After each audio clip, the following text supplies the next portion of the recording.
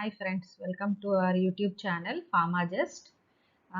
In this video, I will be discussing the different tips and tricks for GPAT examination, and this video will be useful not only for GPAT but also for other entrance examinations like PG set and NIPER entrance and also other pharma entrance examinations.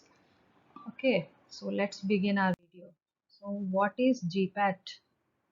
So GPAT is nothing but Graduate Pharmacy Aptitude Test. So this is a national level entrance examination for entry into M-Pharmacy program. So after you complete the B Pharmacy, if you want to do your post graduation in pharmacy, that is M-Pharmacy, then you have to qualify the GPAT examination. And this GPAT examination is a national level examination. And even if you are a local for any other state also, every state has its own entrance examination for entry into the PG. Like for Andhra Pradesh, there is a PG ESET examination. So even if in Andhra Pradesh you want to do PG in pharmacy, then you have to qualify for PG ESET. And for people who want to do M-Pharmacy in NIPER, so the national institutes which are present all over India, so even for those NIPER entrance examination, GPAT qualification is a must. So only after clearing GPAT, you can appear for the NIPER entrance examination. So this GPAT examination till 2018, it was conducted by the All India Council for Technical Education, that is AICTE, and later on from 2019 onwards, National Testing Agency is conducting this examination. And this is an online examination with a duration of 3 hours. And this GPAT score is accepted by all the AICTE PCI approved institutions and all the universities and colleges which are affiliated to AICTE and PCE.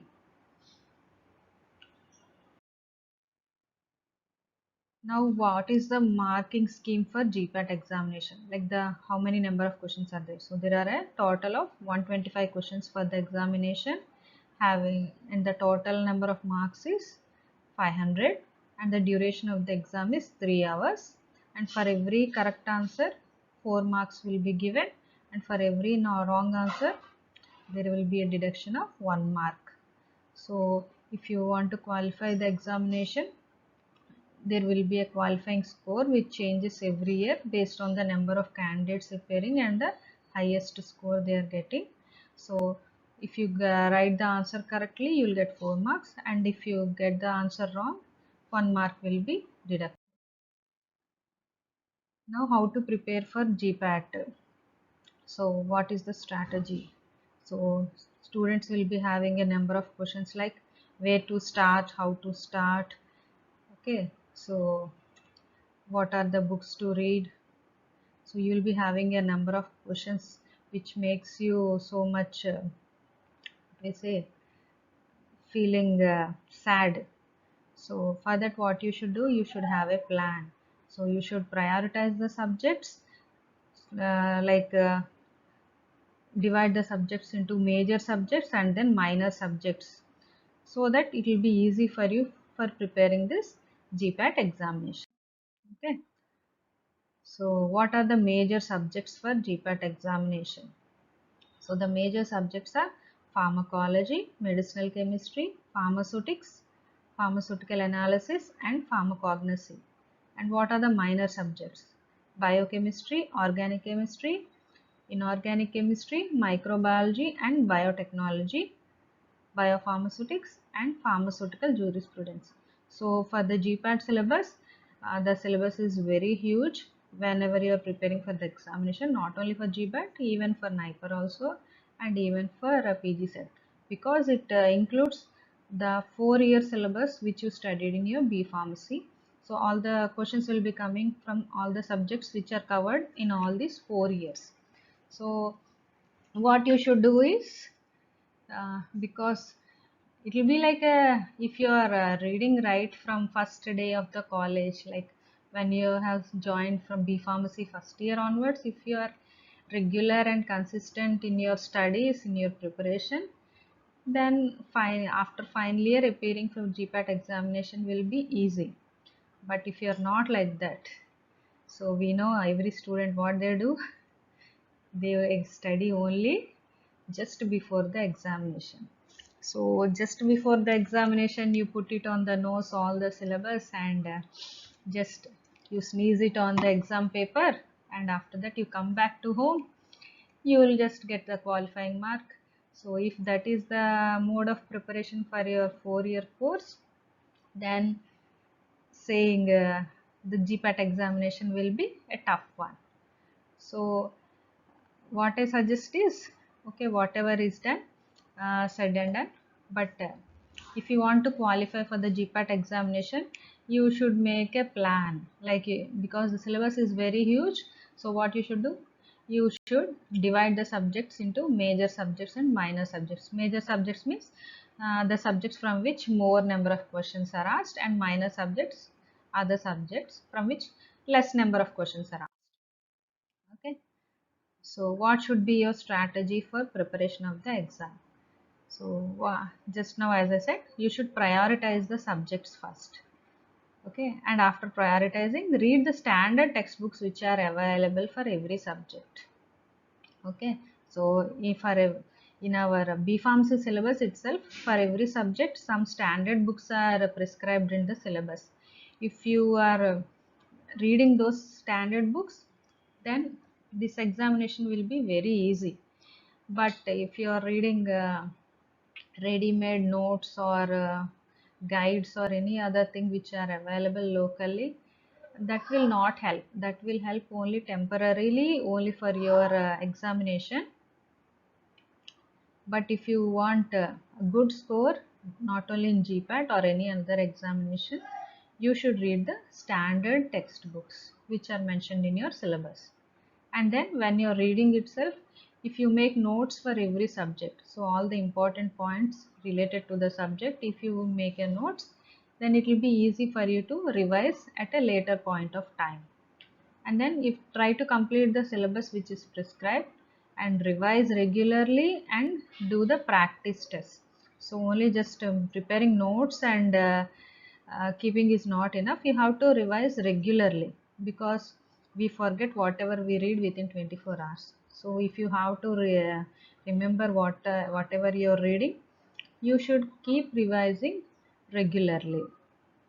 And after revising the subject, you should do the practice examinations. So you should practice the multiple choice questions which are asked, so that will make your examination easy. Now next, remember the 3R formula. So for this I am prescribing a 3R formula. This is not a new one, it is already an existing one. So what is this 3R? It is read, write and revise. So whenever you are preparing for any examination, so this is applicable not only for GPAT, for generally all the students. So read, write and then revise. So when you read, write and revise regularly, so the subject will be present in your mind and you won't forget that subject. Next, how much time to prepare for the examination? So as I said, if you are thorough with your syllabus right from the first year onwards, it will be easy. But if you are not preparing, so what you can do, after the end of 4 months, 4 years, so after B Pharm final year, if you are appearing for the GPAT examination, you should do intensive preparation. And if you are in third year, long term preparation. Okay, so intensive preparation means you have to spend more amount of time preparing for the exam, and long term preparation means you need not spend more time. 2 to 3 hours a day or 1 to 2 hours a day is also sufficient, whereas for intensive preparation you should spend maximum time of the day for the preparing. And then you have to make a timetable and be regular and consistent with the timetable. Okay, so be regular and consistent. So here I remember a story which will be helpful for all the students. So what is being regular and consistent? So I think everyone remembers the story of the hare and the tortoise. So when the hare and the tortoise had a running race, what happened? Who won the race? The tortoise won the race. Why did it win? Because it was consistent in its journey. So it was consistent in its walking or running, whatever it is. But what did the hare do? Because it was overconfident of its abilities, so it took a rest in between. That means it stopped its preparation, so finally it lost the race. Whereas the tortoise, which was consistently moving on, won the race. So this is applicable here in real life also when you are preparing for any examination. So you should be regularly reading for the examination. You have to devote every day some time for preparing the examination. So set small goals and regularly revisit the goals. And then after the completion of syllabus and reaching your goals, you should do practice of the questions. So practice previous year question papers, mock tests, multiple choice questions which are available to you. And then now I'll be mentioning some subject wise books to read. So all these books are already given in your B Pharmacy syllabus. So if you read all the standard books, it will be easy for you to prepare for the examination. For example, for pharmacology, you have Rangendale, R.S. Satoshkar, K.D. Tripathi. For medicinal chemistry, Wilson and Giswold, Foye, Burgess Medicinal Chemistry, and S.N. Pandya. And then for pharmaceutics, you have Lackman, Remington, Banker. For biopharmaceutics, Brahmankar. Physical pharmacy, Martin, C.V.S. Subramaniam. And for physical chemistry, Bal and Tully. And for pharmaceutical analysis, you have Pavia, Vaya Sharma and Chatwal. Biochemistry, Leninger and Satyanarayana. Pharmacognosy, Kokate. And for organic chemistry, you have Morrison and Boyd, I.L. Finar, Bal and Bal. And then for microbiology, Pelzer, pharmaceutical jurisprudence, and Kuchekar. So, lastly, what I would like to tell is, so for GPAT examination, you should be thorough with the standard textbooks. So don't go for ready-made materials. Read the textbooks thoroughly. So if you read the textbooks, then only you will get all the important bits by your own and you can remember them well. So when you're reading on your own and making notes on your own, then you can remember the questions well and remember the subject also very well, and you can score well. And while appearing for the examination also, so you attempt the question only when you're sure of the answer. Don't if you're not sure of the correct answer, don't try to guess the answer, because if you make the answer correct, it's okay, but if the answer is wrong, what happens? 1 mark will be deducted. If there is no negative marking, no problem, you can guess the answers. But when there is negative marking, you should be very careful, because if you make one right answer and then 4 wrong answers, what will happen?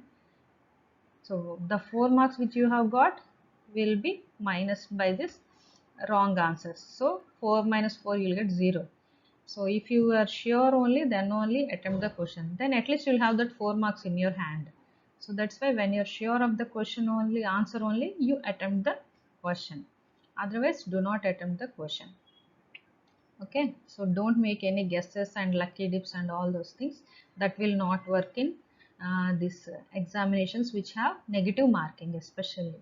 So when especially negative marking is there, don't guess the answers. Only when you're sure of the answer, then only you attempt the question. Okay, so that's it for today.